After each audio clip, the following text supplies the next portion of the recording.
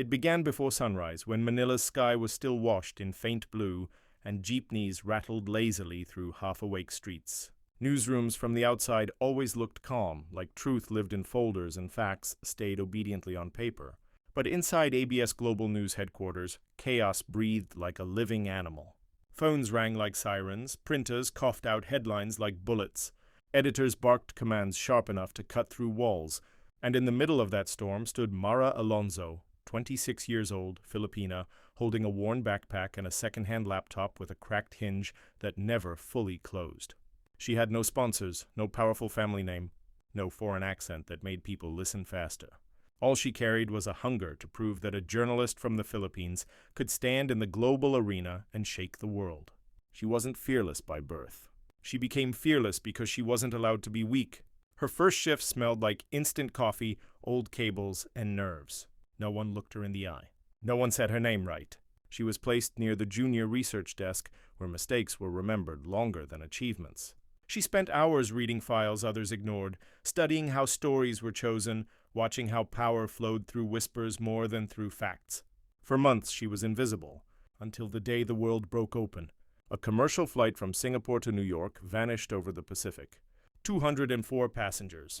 No wreckage, no radio call, no emergency beacon, a disappearance like magic, except too real, too devastating. Countries blamed each other. Fingers pointed everywhere except the truth. Newsrooms turned into battlegrounds, each network fighting to break the story first. But Mara found something no one else saw. Not by accident, by obsession. She cross-checked passenger lists like puzzles. She scanned immigration records, airport CCTV, archived manifests. And then she found him, a Filipino OFW whose passport number had 2 digits altered. No one noticed, no one questioned. But his identity didn't exist in DFA records. His name was a fabrication. A ghost boarded that plane. Her breath shook. Her heart buzzed with adrenaline. She printed the file with ink smudged like sweat. She approached the executive producer, Rafael Navarro, feared by interns, respected by the bold. He looked at the paper, silence thick as cement. Then he said 4 words, "Prepare the live bulletin." And like awakened giants, the studio roared. Lights sparked, scripts rewritten. Cameras aligned. In a corner behind the anchor desk, Mara stood with trembling hands, listening to her discovery echo across millions of screens. Hashtags erupted online, investigations launched overnight, diplomats scheduled emergency talks. In the studio glass reflection, she saw herself, no longer invisible. That night, she walked home through Manila traffic with tears burning her eyes. Not sadness, not fear, but the overwhelming realization that the world just listened to her. Suddenly, doors opened, producers requested her. Anchors referenced her research live on air. But with recognition comes envy, the cruel kind. Files disappeared from her desk, notes were replaced. Colleagues smiled with lips, not eyes. Rumors spread that she was lucky, not talented, as if a Filipina couldn't be brilliant without chance. She saw how quickly admiration turns to threat. Still, she pushed forward. Late one evening, while most lights were off, she uncovered something darker. Secret oil transactions, illegal funding to government officials, campaign money disguised as donations, a laundering trail stretching across countries. A story capable of breaking empire. And behind her appeared Darius Vega, award-winning senior correspondent, handsome, confident, adored by foreign media. Newspapers worshipped him. He had the charisma of a man who'd never been doubted. Without permission, he held her research, complete, polished, but with his name stamped across the top. "You're good," he said softly, voice like a blade hidden in silk. "But the world listens to me, not you. Know your place, Mara." He walked away, leaving her frozen. Her truth stolen by the man the world applauded. She went home that night with anger burning like fever. She almost deleted everything, almost quit. But inside her was a fire Filipinos inherit, the resilience born from storms, poverty, migration, and survival. She silently vowed one thing. If they tried to bury her voice, she would speak even louder. For weeks she gathered evidence, saved emails, recorded conversations, interviewed whistleblowers who trusted her sincerity more than titles.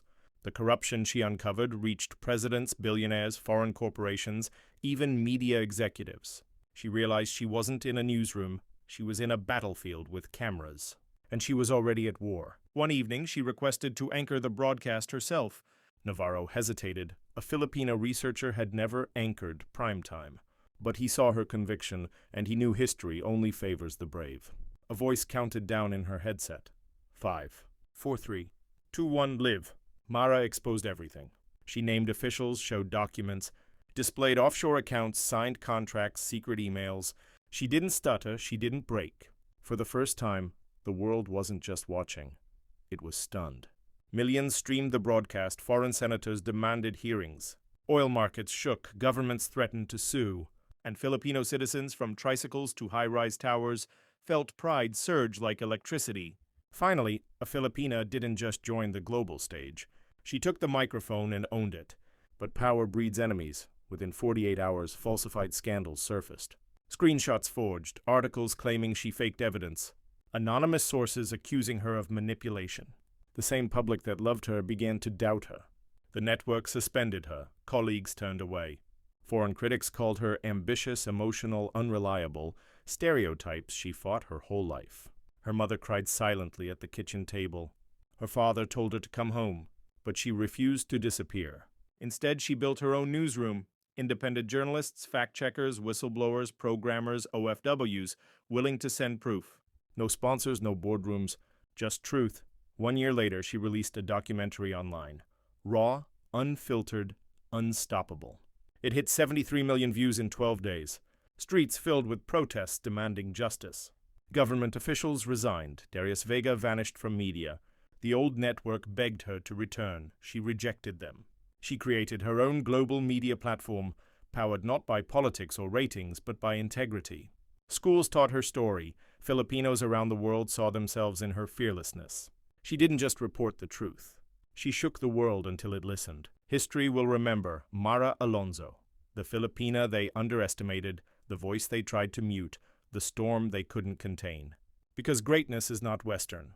Greatness is not privileged. Greatness is not imported. Greatness is Filipino.